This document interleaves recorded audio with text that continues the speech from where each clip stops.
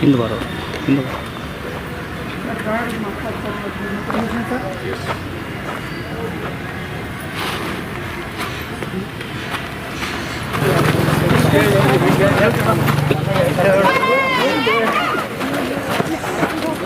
रुक जाओ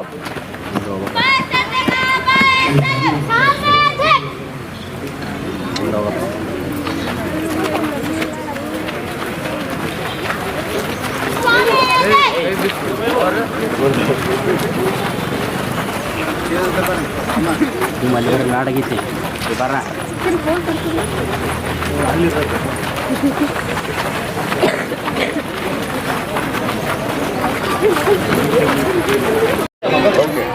हसन साहब संधि इमाम साहब बोलेकर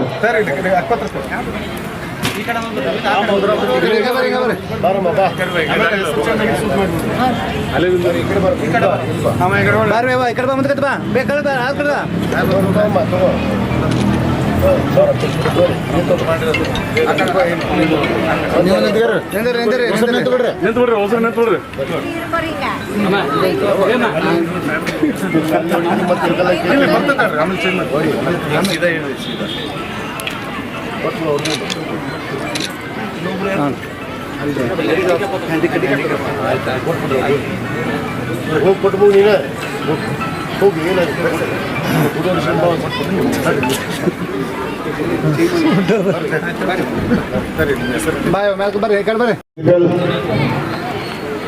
ಎಪ್ಪತ್ತಾರನೆಯ ಗಣರಾಜ್ಯೋತ್ಸವದ ಈ ಧ್ವಜಾರೋಹಣ ಕಾರ್ಯಕ್ರಮದ ಧ್ವಜಾರೋಹಣವನ್ನು ನೆರವೇರಿಸಿರುವಂತ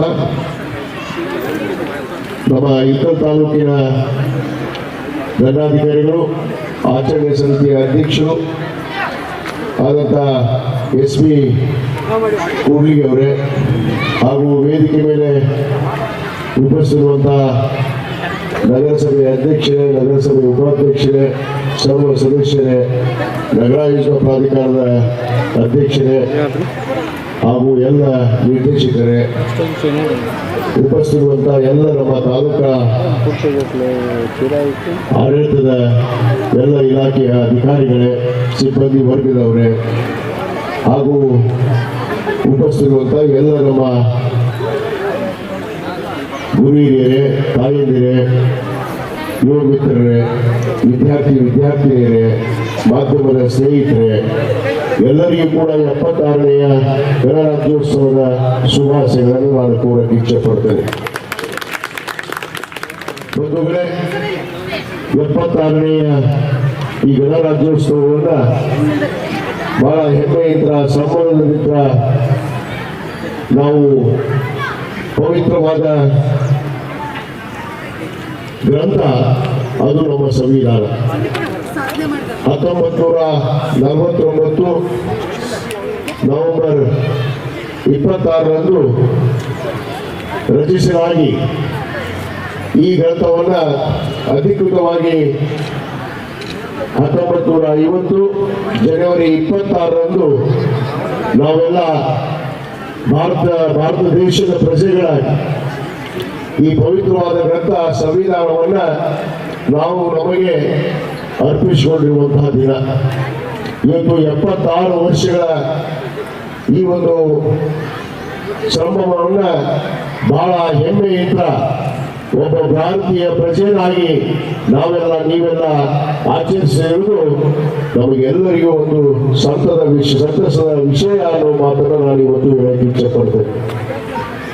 ನಮಗೆಲ್ಲ ಗೊತ್ತಿರೋ ಹಾಗೆ ಈ ಸ್ವಾತಂತ್ರ್ಯಕ್ಕೆ ಈ ಪವಿತ್ರವಾದ ಸಂವಿಧಾನವನ್ನ ರಚಿಸಿ ಪ್ರಜಾಪ್ರಭುತ್ವವನ್ನ ಜನರಿಗಾಗಿ, ಜನರಿಗೋಸ್ಕರ, ಜನರಿಗೆ ಎನ್ನುವ ಈ ಒಂದು ಪವಿತ್ರವಾದ ಗ್ರಂಥವನ್ನು ನಾವು ಒಪ್ಪಿಕೊಂಡು ಇವತ್ತು 76 ವರ್ಷದ ಒಂದು ಸಂಭ್ರಮವನ್ನ ಆಚರಣೆ ಮಾಡೋದಕ್ಕೆ ನಮಗೆ ಕೊಡುಗೆಯಾಗಿ ಕೊಟ್ಟಿರುವಂತಹ ನಮ್ಮ ದಿಗ್ಗಜರು ಪೂರ್ವಜರು ಈ ಸ್ವಾತಂತ್ರ್ಯಕ್ಕೆ ಹೋರಾಟವನ್ನು ಮಾಡಿ ಈ ಸ್ವಾತಂತ್ರ್ಯವನ್ನ ನಮಗೆ ತಂದುಕೊಟ್ಟಂತ ಆ ಎಲ್ಲ ಪುಣ್ಯಾತ್ಮರಿಗೆ ಈ ವೇದಿಕೆ ಪರವಾಗಿ ನನ್ನ ಅನಂತ ಅನಂತ ಕೋಟಿ ಕೋಟಿ ಧನ್ಯವಾದಗಳನ್ನು ಕೂಡ ನಾನು ಅರ್ಪಿಸಲು ಬಯಸ್ತೇನೆ. ಯಾಕಂದ್ರೆ ಅವರೆಲ್ಲ ನಮಗೆ ಕೊಡುಗೆಯಾಗಿ ಕೊಟ್ಟಿದ್ದಾರೆ. ಇದು ಉಚಿತವಾಗಿ ಅಲ್ಲ. ಈ ಸ್ವಾತಂತ್ರ್ಯವನ್ನು ಸವಿದಂತ ಭಾರತೀಯ ನಿಜವಾದ ಪ್ರಜೆಗಳು, ಆ ಸ್ವಾತಂತ್ರ್ಯವನ್ನು ಸವಿಯುವಂತ ಆ ಮನಸ್ಸುಗಳಿಗೆ ಮಾತ್ರ ಸ್ವಾತಂತ್ರ್ಯ ಇದೆ. ಇನ್ನು ಕೆಲವಷ್ಟು ಪಟ್ಟಬದ್ಧ ಹಿತಾಸಕ್ತಿಗಳು ಈ ಸ್ವಾತಂತ್ರ್ಯದ ವಿರುದ್ಧ, ಸಂವಿಧಾನದ ವಿರುದ್ಧ, ಡಾಕ್ಟರ್ ಬಾಬಾ ಸಾಹೇಬ್ ಅಂಬೇಡ್ಕರ್ ಅವರ ವಿರುದ್ಧ ಮಾತಾಡುವಂತ ಮನಸ್ಸುಗಳಿಗೆ ಅಲ್ಲ ಅನ್ನೋ ಮಾತನ್ನ ಈ ವೇದಿಕೆ ಮುಖಾಂತರ ಬಹಳ ಸ್ಪಷ್ಟವಾಗಿ ನಾವು ಹೇಳಬೇಕಾಗುತ್ತೆ. ಯಾಕಂದ್ರೆ ಈ ಪವಿತ್ರವಾದ ಸಂವಿಧಾನವನ್ನ, ಈ ಒಂದು ಸ್ವಾತಂತ್ರ್ಯವನ್ನ ಇವತ್ತು ಅನುಭವಿಸಿ, ಇದರ ಅನುಭವವನ್ನು ಉಂಡಿ, ಈ ಅನುಭವದಿಂದ ಅಧಿಕಾರವನ್ನು ತೆಗೆದುಕೊಂಡಂತ ಕೆಲವಷ್ಟು ಪಟ್ಟಬದ್ಧ ಹಿತಾಸಕ್ತಿಗಳು ಡಾಕ್ಟರ್ ಬಾಬಾ ಸಾಹೇಬ್ ಅಂಬೇಡ್ಕರ್ ಅವರ ಬಗ್ಗೆ ಮಾತಾಡೋದನ್ನು ನೋಡಿದ್ರೆ ಎಲ್ಲೋ ಇವತ್ತು ನಮ್ಮ ಮನಸ್ಸಿಗೆ ನೋವಾಗುವಂತಹ ಸಂದರ್ಭ ಇವತ್ತು ಭಾರತೀಯರಿಗೆ ತಂದಿದೆ ಅನ್ನೋ ಮಾತನ್ನು ಹೇಳಕ್ಕೆ ಇಚ್ಛೆ ಪಡ್ತಾರೆ. ಯಾಕಂದ್ರೆ ಸ್ವಾತಂತ್ರ್ಯ ಸಂವಿಧಾನದ ಒಂದು ಹುದ್ದೆ, ಸಂವಿಧಾನದಿಂದಲೇ ಇವತ್ತು ಅಧಿಕಾರಕ್ಕೆ ಬಂದಿರುವಂತ ನಾವು. ಯಾಕಂದ್ರೆ ಪ್ರಜಾಪ್ರಭುತ್ವ, ಯಾಕಂದ್ರೆ by the people, for the people, of the people ಅಂತ ನಾವು ಹೇಳ್ತೀವಿ. ಜನರಿಗೋಸ್ಕರ, ಜನರಿಗಾಗಿ, ಜನರಿಂದ ಎನ್ನುವ ಒಂದು ಸಂವಿಧಾನವನ್ನ ರಚಿಸಿಕೊಟ್ಟಿರುವಂತಹ ನಮ್ಮ ಡಾಕ್ಟರ್ ಬಾಬಾ ಸಾಹೇಬ್ ಅಂಬೇಡ್ಕರ್ ಅವರ ಬಗ್ಗೆ ಮಾತಾಡುವಂಥದ್ದು ಇವತ್ತು ಎಷ್ಟು ಅವರು ಇವತ್ತು ನ್ಯಾಯ ಸಮ್ಮಿತವಾಗಿ ಮಾತಾಡ್ತಾ ಇದ್ದಾರೆ ಅನ್ನೋದನ್ನು ಕೂಡ ನಾವು ಅರ್ಥ ಮಾಡ್ಕೋಬೇಕಾಗಿದೆ. ಯಾಕೆ ಇಂಥ ಮಾತುಗಳನ್ನ ಮಾತಾಡ್ತಾ ಇದ್ದಾರೆ? ಸಂವಿಧಾನದ ಬದಲಾವಣೆ, ಈ ಸಂವಿಧಾನವನ್ನು ಅನುಭವಿಸಿರುವಂತ ಕಳೆದ 76 ವರ್ಷದಿಂದ ಈ ದೇಶದಲ್ಲಿ ಜನಿಸಿ, ಈ ದೇಶದ ಅನ್ನವನ್ನು ತಿಂದು, ಈ ದೇಶದ ಸಂವಿಧಾನವನ್ನ ಸವಿದು ಮಾತಾಡುವಂತಹ ಮನಸ್ಸುಗಳಿಗೆ ನಾವೆಲ್ಲರೂ ಧಿಕ್ಕರಿಸಬೇಕು. ಯಾಕಂದ್ರೆ ನಾವು ಭಾರತೀಯ ವಿವಿಧತೆಯಲ್ಲಿ ಏಕತೆಯನ್ನು ಕಂಡಂತು, ಸರ್ವರಿಗೂ ಸಮಪಾಲು, ಸರ್ವರಿಗೆ ಸಮಪಾಲು ಎನ್ನುವ ಈ ದೇಶದಲ್ಲಿ ಇವತ್ತು ಏನು ಪಟ್ಟಬದ್ಧ ಹಿತಾಸಕ್ತಿಗಳು, ದೇಶ ವಿರೋಧ ಚಟುವಟಿಕೆಗಳನ್ನು ಮಾಡುವಂತವರಿಗೆ ನಾವೆಲ್ಲರೂ ಭಾರತೀಯ ಪ್ರಜೆಗಳಾಗಿ ಖಂಡಿಸದೇ ಇದ್ರೆ ನಾವು ಕೂಡ ವಂಚಿತರಾಗ್ತೀವಿ ಅನ್ನೋದನ್ನು ಅರಿವಿಟ್ಕೊಂಡು ನಾವು ನಡಿಬೇಕಾಗುತ್ತೆ ಬಂಧುಗಳೇ. ಆ ನಿಟ್ಟಿನಲ್ಲಿ ಅಂತ ಮನಸ್ಸುಗಳನ್ನ ತಿರಸ್ಕರಿಸಿ, ಏನು ಸ್ವಾತಂತ್ರ್ಯವನ್ನ ಸವಿದು ಅನುಭವಿಸಿ ಇವತ್ತು ಆ ಸ್ವಾತಂತ್ರ್ಯದ ಒಂದು ಇವತ್ತು ಹೆಮ್ಮೆಯನ್ನು ಪಡುವಂತ ಆ ಮನಸ್ಸುಗಳು ನಾವು ಭಾರತೀಯರು ಅನ್ನೋ ಮಾತನ್ನು ನಾವು ಬಹಳ ಸ್ಪಷ್ಟವಾಗಿ ಹೇಳಬೇಕಾಗುತ್ತೆ. ಅದಕ್ಕೆ ಏನು ಈ ಪವಿತ್ರವಾದ ಗ್ರಂಥ ಇವತ್ತು ಅಸ್ತಿತ್ವಕ್ಕೆ ಬಂದು ನಾವೆಲ್ಲ ಆ ಪವಿತ್ರವಾದ ಗ್ರಂಥದ ಅಡಿಯಲ್ಲಿ ನಾವು ಭಾರತೀಯ ಪ್ರಜೆಗಳು ತತ್ವ ಸಿದ್ಧಾಂತವನ್ನು ಒಪ್ಪಿಕೊಂಡು ನಡೆಯುವಂತಹ ಮನಸ್ಸುಗಳನ್ನ ನಾವು ಇವತ್ತು ಗೌರವಿಸಬೇಕು.